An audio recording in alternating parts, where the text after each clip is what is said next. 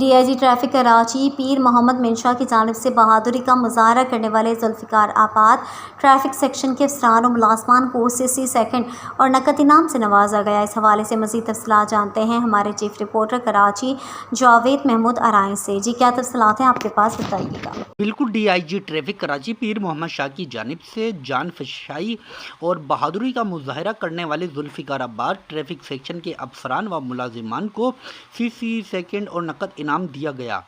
12 مئی 2025 کو سیکشن حضا کی حدود میں ایک قتل اور ایک ڈکیتی کا واقعہ پیش آیا تھا۔